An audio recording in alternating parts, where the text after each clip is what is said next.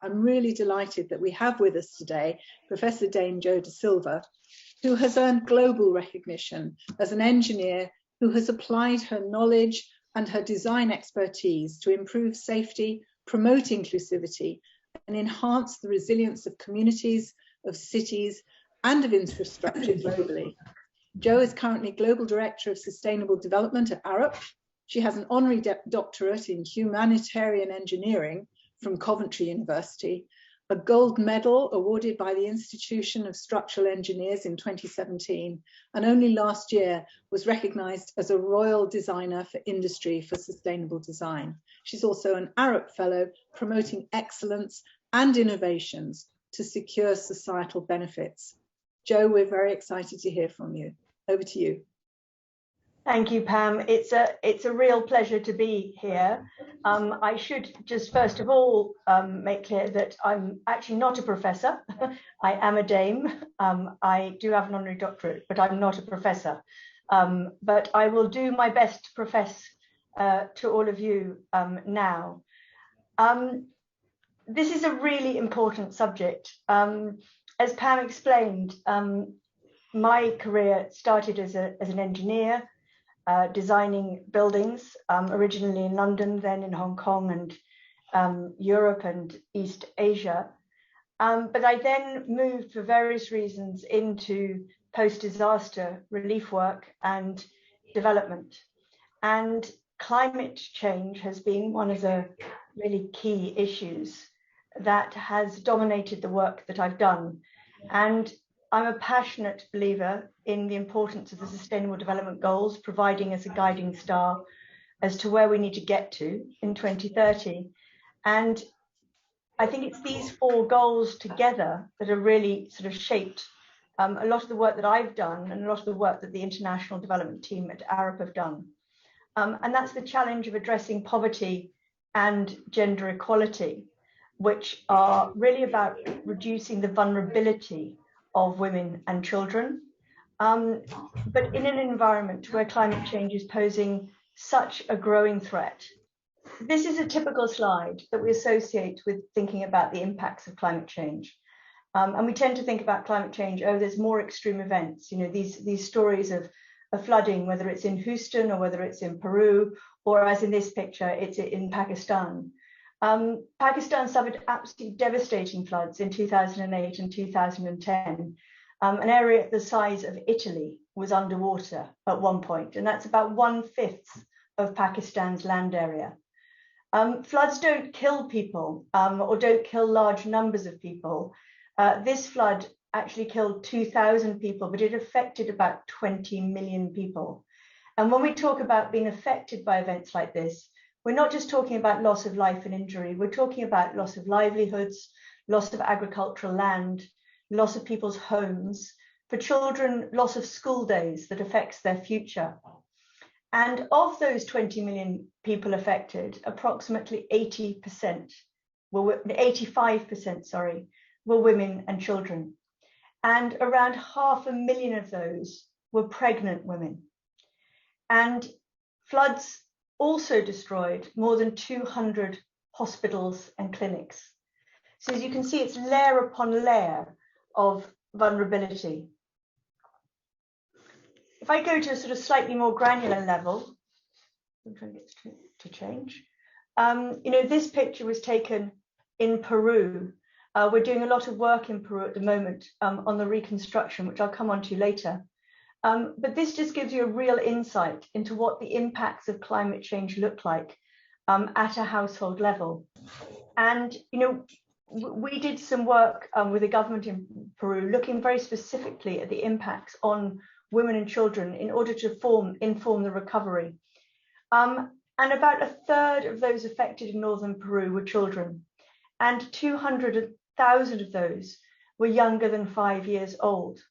And so just imagine, you know, the role of mothers dealing with children in these kinds of circumstances.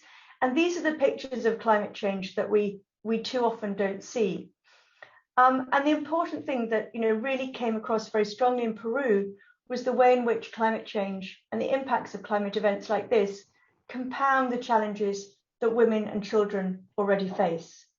80% of rural Peruvian children experience poverty, and over 56,000 Peruvian girls are forced into marriage, and about a third of the women have no independent income of their own.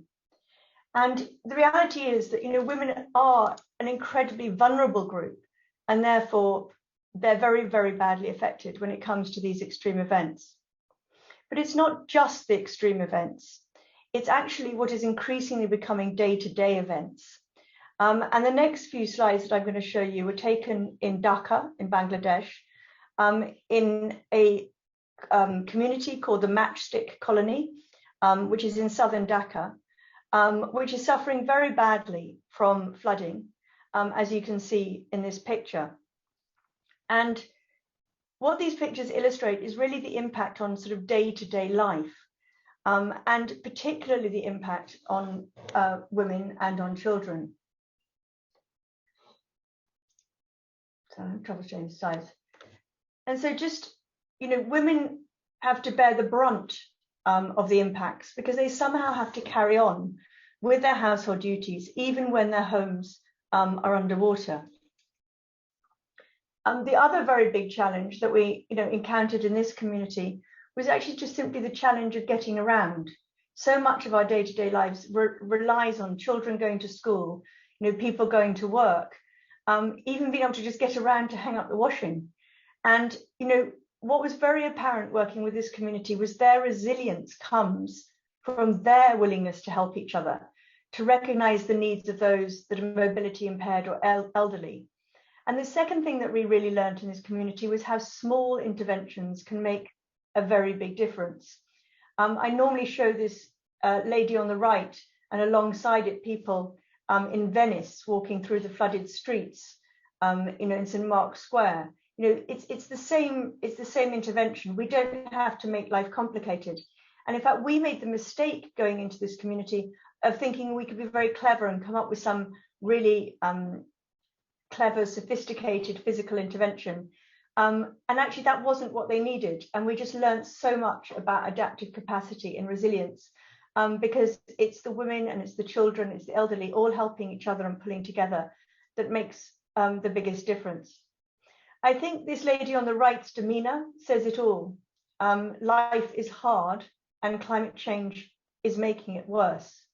We had a really interesting conversation before I took this picture, and I said, how do you manage with all this flood water? And she said, I've always managed, it's always flooded here. It's just that it's getting worse.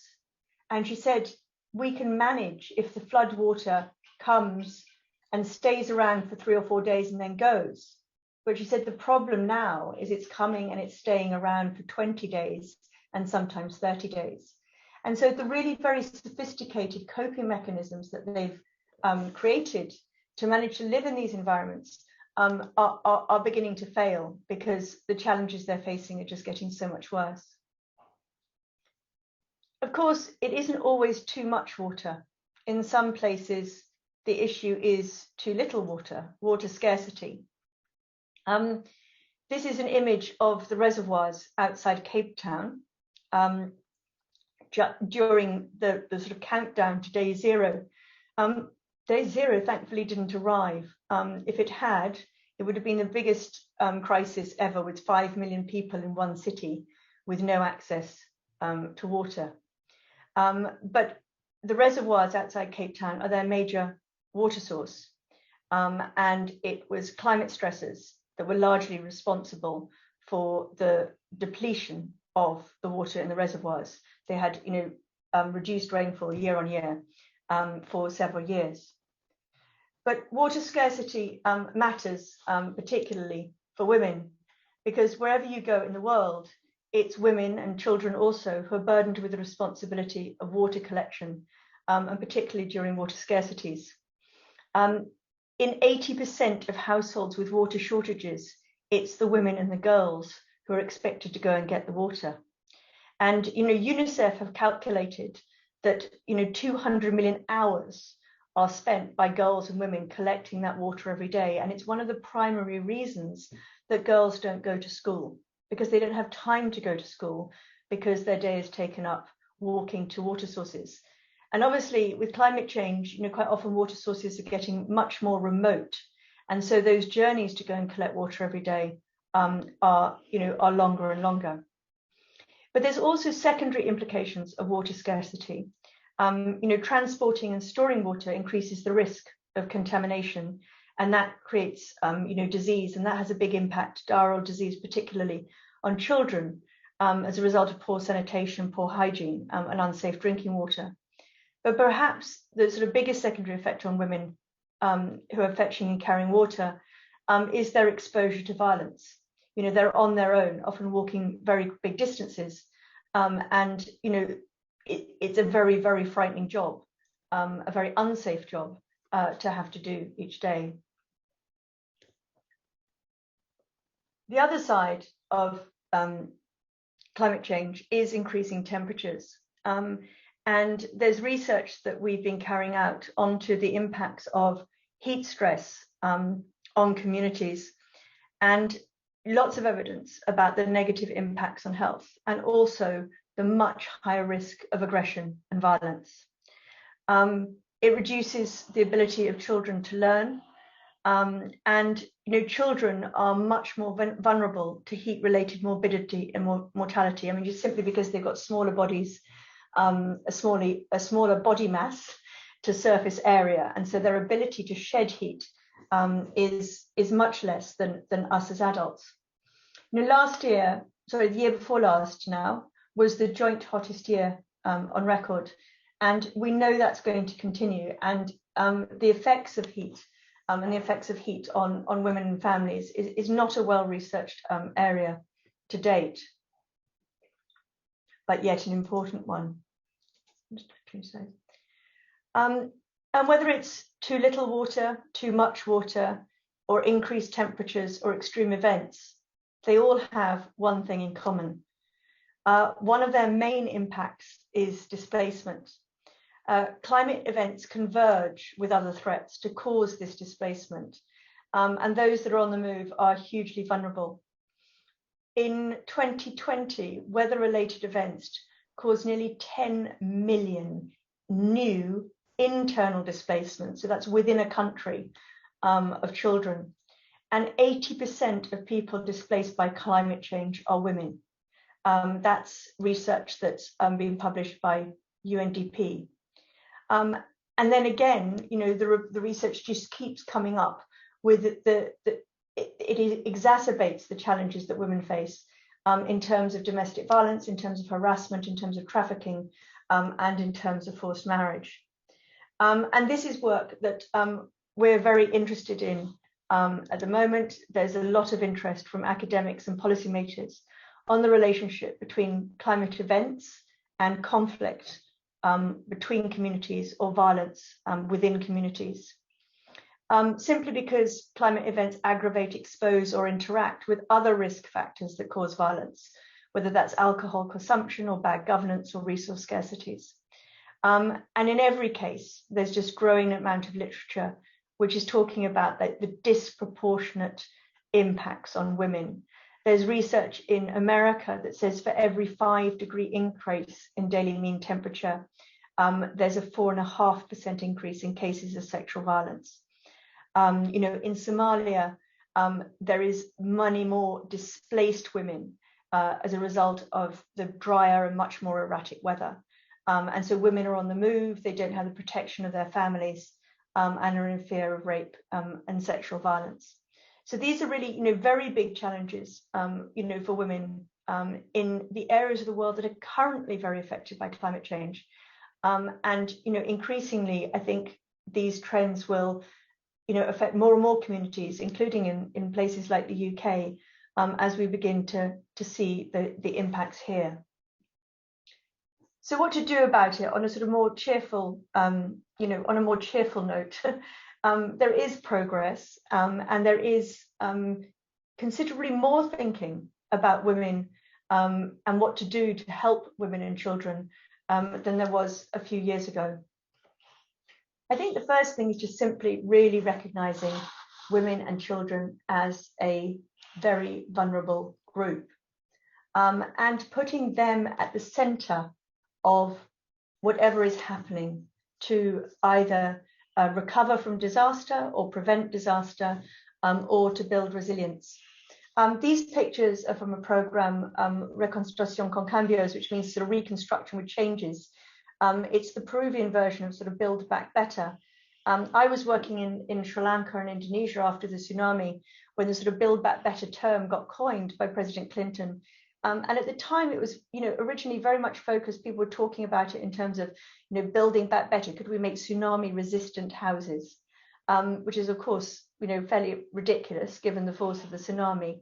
But quickly people realized that actually Build Back Better is about building back so that communities are stronger and therefore better able to cope and withstand future events.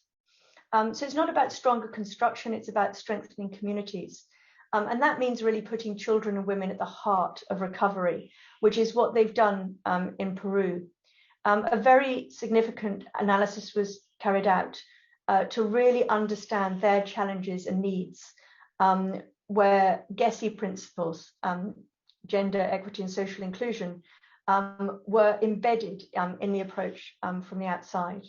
And what that resulted in is actually that the program has prioritized the reconstruction of schools, of healthcare facilities, as well as flood defense improvements and early warning systems. And as you can see from this picture that left, it's been done in a very inclusive and participatory way. The second thing is really the growing recognition that sort of shelter houses, housing homes, and that's a continuum, is really the starting point for strengthening communities. This is a particular area of my interest and expertise.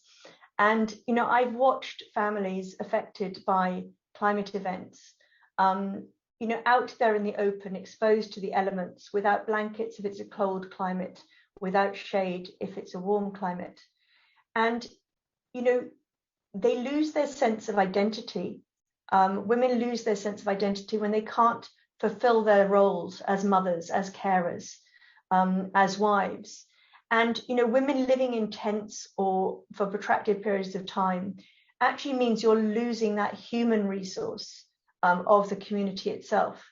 And when you give a family like this family on the left the keys to a really fairly basic shelter, it's like unlocking the key to who they are. And the smile says it all.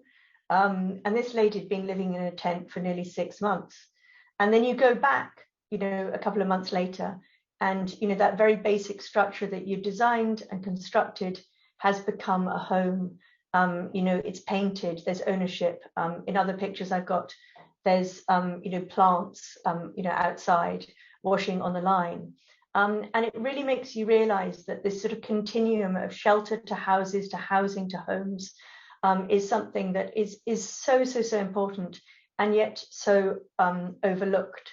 And too often when the sort of architectural community and the engineering community get involved in this discussion, they focus on some very clever form of structure without actually really digging, a shelter, without really thinking what's the difference between a shelter and a home. And that's a sort of very interesting, there's a lot of very interesting literature out there. We need to make sure that our homes are habitable in a changing climate. And that's about the comfort conditions in homes. And it's also about being able to get to and from our homes. And these are just a couple of pictures of projects that we're doing. The one on the left is a Cool Roofs project in Mexico, which I'm very excited about because we initially worked in India in 2008, which was when I was first beginning to get involved in climate adaptation, painting roofs white in India. And now this is quite a significant project, painting roofs white in Mexico. And it really does make a massive difference to the internal temperatures and the habitability of those buildings. And then on the right, this is from the community I was showing you earlier, really a very simple intervention. The stepping stones didn't work because the water level had got too high. And so we came up with this as an alternative. And you can see the happiness on this lady's face. But it isn't just habitability, it's also safety. And these are pictures from Pakistan, from that big flood event following that big flood event that I showed you earlier. And what happened is that most of the housing in the area affected is built out of different forms of adobe and soil and brick construction. And homes were completely destroyed, but people couldn't move. You know, this is where their livelihoods are. They don't have the choice to go and move to areas that are less exposed. And so this was a very, very big research project that went on for 3 years research and then 3 years implementation, looking at the vernacular building technologies. And we partnered with the University of Peshawar, and we designed what we thought were improvements to make these buildings more flood resistant. So they didn't fall down. And the picture on the top left is the sort of massive swimming pool that we built. And I'm not going to run the video because it generally doesn't work. But those are examples of sections of walls where we were trying out the new technology, and we flooded, you know, the water went in and the water level rose, and we left the water standing around, mimicking a flood event, to really try out new forms of building technology so that people could stay in their homes. And as I said, you know, homes is just such an important part of the resilience of communities. You mentioned in your opening remarks, you know, the importance of involving women. In my time working, so the last 20 years working in these kinds of environments, you know, I'm very happy to say that the conversation or the way of engaging has moved from consultation to participation, and they are so different. You know, consulting is asking people what they need, what do they want, and then going to do it for them. Whereas participation is engagement. Your role is as an enabler. And, you know, there are different games. There are well-established participatory techniques for engaging people and helping them, bringing people together and helping them identify their needs collectively and prioritize their needs collectively. And as you can see for here, there's a lot of fun and a lot of laughter involved. One of the things that I've learned is that you really have to understand the communities in which you work. You know, I've made mistakes because I've thought I've engaged the women, and then it's months later that I've realized that actually the women have been in mourning for 3 months, and therefore they've been hidden away, because in some communities, when they lose loved ones, the women go into mourning and they're not there, so they're actually not part of that early decision making. And that's, you know, that's all learning, and, you know, just really being aware that, you know, in many ways we women are the same all around the world, but our cultural norms are so very different in the different places that we work. I've just got a couple more slides. You can't talk about women without addressing the needs of children. You know, women and children need to be considered together and separately. A child born today, compared to when I was born, is likely to experience twice as many wildfires in their lifetime, 3 times the exposure to crop failure, 3 times the exposure to droughts or flooding, and 6 or 7 times more exposure to heat waves in their lifetime. You know, our children are growing up in a very different and a very difficult world. And reducing the vulnerability of their carers, which might be their mothers, it might be their grandmothers, it might be relatives or family, particularly through interventions that relate to livelihoods and empowering women, which is what you can see in the bottom right, you know, may be a much better intervention than actually improving the quality of their shelter. And, you know, really thinking hard about the specific needs of children. You know, children need environments in which they don't just survive, they need to thrive. And this slide sort of got, it relates to work that we've done with the Bernard Van Leeuwen Foundation and Urban 95 to develop a sort of design guide which is specifically focused about thinking about the needs of children in refugee or IDP camps. And that was something that when we started this was a need that was completely overlooked. And I've worked in a lot of refugee camps and IDP camps, and apart from the occasional playground or football pitch, you know, the needs of children are generally not looked at. And if we don't invest in our children, we're losing an incredibly important future resource. And that brings me on to the sort of session I chaired at COP, which very much relates to your diverse city project, which I'm very excited to learn about and look forward to learning more about. We've been working with various organizations, Lego, Real Play, IKEA, etc., looking at the role of children, the role of cities in helping children develop, particularly looking at play. And where that's led us is actually research which shows and demonstrates that the importance of nature-based play for children. Nature-based play, as opposed to sort of playground play, actually wires children's brains differently. And the qualities that it creates in terms of curiosity, in terms of exploration, in terms of sort of dealing with things going wrong, are actually qualities that are necessary for children to grow up and to be resilient to whatever happens in their lives.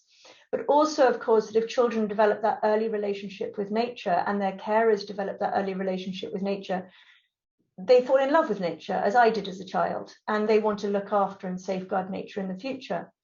And then, of course, if we've got green spaces in cities that are good for our children, they're also contributing to biodiversity, and they're also helping provide ecosystem services to combat climate change, such as attenuating water, providing shade, as well as absorbing carbon dioxide from the atmosphere. So, we've come to the conclusion that actually, one of the best interventions for climate change is to invest in green spaces in cities where our children can play. And, it's a reinforcing cycle of win-win. But I wanted to end with this final slide that really brings me back to resilience. We can't predict the future, but we can be pretty confident that the future is going to be increasingly challenging. Whether that's due to floods or heat waves or water scarcity, displacement, violence, all of these things are real, and they are happening, and they're happening more frequently. We need to do what we can to reduce poverty and vulnerability. We need to maximize the ability of women and children and the communities they care for and contribute to be able to adapt and recover quickly. And that's what resilience is all about. It's that ability to deal with whatever happens. And a key part of this, as well as early childhood development, is taking the time to reflect, to learn, to share, so that we can make better decisions and different choices. And it's events like these that really matter. And thank you very much for the opportunity here today to share my experience, and very much look forward to hearing from the other speakers. Thank you. Thank you very, very much, Jo. That's exceeded my expectations in terms of excitement. And move on to introducing our first panelist. We've given them hardly any time to introduce themselves, but just to give you a flavour of what they are involved with and what's exciting them, we start with Dawn Bonfield, who is a materials engineer by background. Dawn is past president and former CEO of the Women's Engineering Society. She runs a social enterprise called Magnificent Women, looking at the history of women in engineering, and has her own consultancy company, Towards Vision. She works at 2 UK universities and has roles with a number of international organisations, which is what she's going to talk to you about today. Thank you very much, and thank you for inviting me, and what an absolute pleasure to follow on from listening to Jo Da Silva, who's one of my absolute inspirations, and someone that I actually saw at COP from a distance and didn't say hello to, and regret not having said hello to you, Jo, at COP. So hopefully we can meet at some point and carry on this conversation. But I just wanted to talk about 3 different roles that I currently have. One of them is through an organisation called the World Federation of Engineering Organisations, WFEO. And I represent the women, I represent the UK actually on a couple of committees there. I'm deputy chair of the Women in Engineering Committee. And amongst the kind of themes and priorities and strategies and themes that committee has, they're obviously looking at diversity in engineering in terms of capacity building, women's retention, women's leadership and progression. But the thing that is more relevant to this conversation is that they are looking at how we use engineering and technology solutions to help women all around the world. So following on from what Jo was saying, you know, we see very clearly that women are disproportionately disadvantaged by all sorts of things in their lives.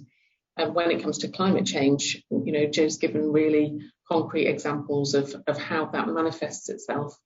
And what we're interested in doing is looking at how we use technology to address some of those inequalities. So, for example, what we're talking about are not things that particularly are aimed at women, but technologies that can understand the difficulties that women have, or the lack of access or the lack of information that women have, and build that into their solutions. So it's looking at things like how women access finance and the use of microfinance, which is a really good example of how women use funding to develop their small holdings on an incremental scale.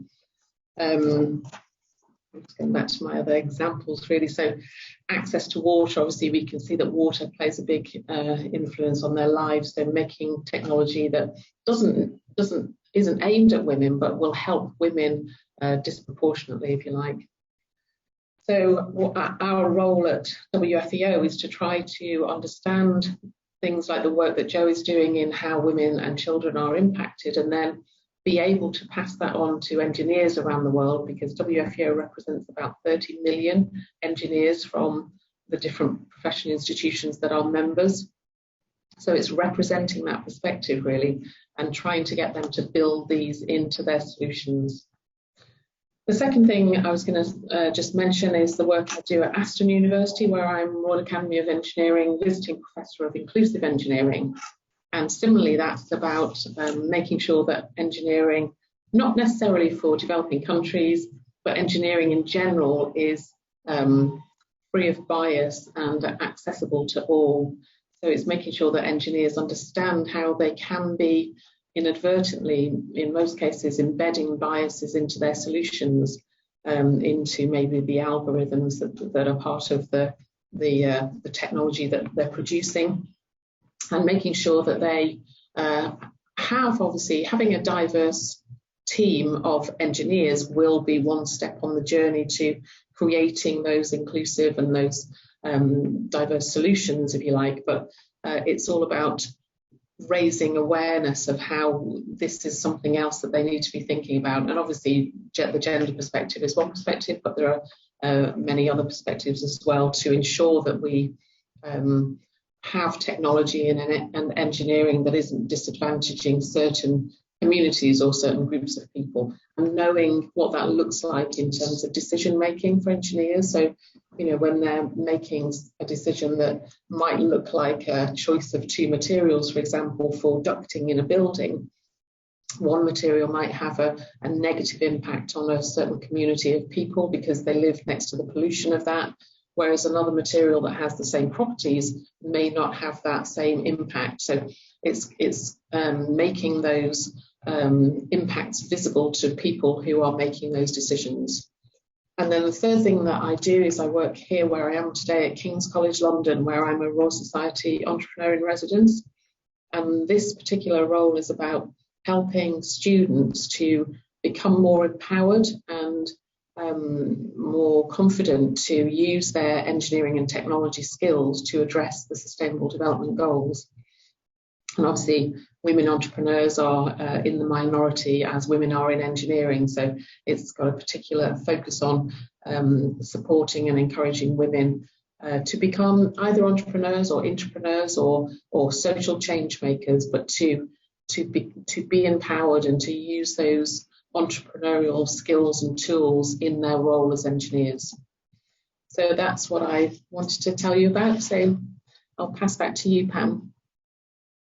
I'm going to move swiftly on because I want to leave enough time for questions, to Jeremy Millard, who is a researcher, activist and consultant working for many Danish, British and Irish universities and international organisations like the UN, the EU, the OECD. His interests span a broad range of areas, including sustainable development, city regional systems, good governance, technology and society, social innovation, poverty reduction and inclusion. And I know he's going to take us into some of the imbalances in impact in the developing world and consider improving diversity and interconnectivity as ways of achieving sustainability and resilience. Jeremy. Yes, hello, and thank you for the invitation. I hope you can hear me. I'm actually semi-retired, but that doesn't mean, it means I'm working even harder. But I'm sitting at home relaxing. I hope that's okay, not in a fancy office somewhere. So I want to talk about gender and climate issues in northern rural Ghana. That's on the edge of the Sahel, of course, with increasing desertification. So some of the things Joe was mentioning about heat and drought are very relevant here. Now, my wife and her colleagues, I'm married to a wonderful woman, and she's working a lot in this area with her colleagues. I support her occasionally when I get the chance on these issues with local Ghanaian partners, including NGOs. So it's basically Danish money and a Danish NGO who they called Ghana Friends, and they work with local organizations, governments and trade unions, but also NGOs down there. The purpose is to directly support women and youth, actually, but let's focus on the women, to navigate their relative vulnerability made worse by climate change. So it's to direct support to provided to women through a lot of activities and programs. I guess the first place to start is thinking they need to have their awareness raised and to be self-advocates as well as to be part of an advocacy movement. So awareness and advocacy are really important here amongst the women themselves, but also in their villages. Because don't forget, these villages are remote. The women involved rarely have any education, if at all. They're almost always men in hierarchical positions in society, whether they're Christian or Muslim patriarchal societies. So the first step has always been to actually work with these women and with these communities and the village elders and everybody else in the village to get it accepted that the prime role of women in improving conditions and addressing climate change will dramatically benefit everybody. And that sometimes takes a long time to do, but it's an essential first step. So what happens as part of this and in conjunction with that is setting up and supporting women's groups by strengthening their organizational managerial capabilities, providing them access to resources, including finance, but also networking, skills development, for example, setting up entrepreneurial business activities, finding their position in the value chain, identifying what sort of things they can do in that context, providing advice and relative support. And the examples include microfinance, which Dawn has mentioned. In this particular context in North Ghana, soya and rice cultivation, processing, marketing and selling. And one great surprise, or I say not surprise, delight, was that how easy it was, even in a rural village where education levels are low, by just providing incentives and opportunities and knowing that the women are supported by the village as a whole, these women are really entrepreneurial. They just need the help and the push and the knowledge that the support around them, their families and the rest of the village are with them on this. And so the help that was being provided through these programs is essential, of course, but it's really an amazing awareness that my wife anyway has come across in these villages. Looking at climate change and biodiversity loss, this is of course hugely added to the problems which they see, and so the need for this diversity in getting women involved and the sorts of activities they are involved in has been strengthened than when the program started many years ago. So this involves cultivating new crops and new crop varieties which can withstand the changing climate, and even more scientific activities regarding animal husbandry, using the local university and other agencies, focusing much more on agroforestry, looking for synergies between all these elements, together with the food processing and marketing activities which they're also getting involved in. So the key here, I think, is synergies in diversity in all the aspects which we're looking at. And the aim, in the same way that Joe was talking about, is to improve resilience.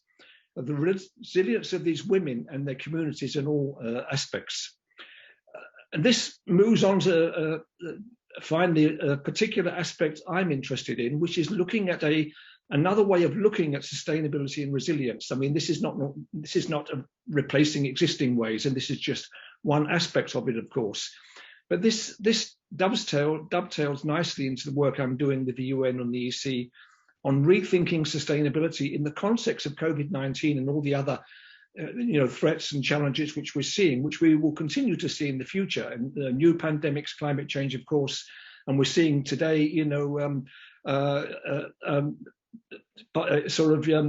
political and other pressures taking place in Europe, and these things will continue probably as well. Insecurity, mass misinformation, etc. So I think we're in for a time of greater insecurity and uncertainty in Africa, but also in Europe and many other places. In this context, one of the things I'm looking at is to see sustainability much more in terms of adjusting the balance between efficiency and resilience.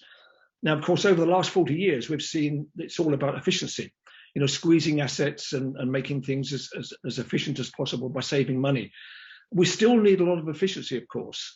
We don't want to waste money on other resources, but we do need to move much more towards resilience to get a new sweet spot between resilience and efficiency. Now, what do I mean by resilience in this context? Okay, it's the ability to withstand and survive shocks, but what does it really mean in this context? How does resilience, how should it work? And I think this is in some ways reflecting what Joe was saying and what Dawn was saying. I think there are two main elements that I want to focus on. There are, of course, other ones as well. But the first one, of course, is diversity.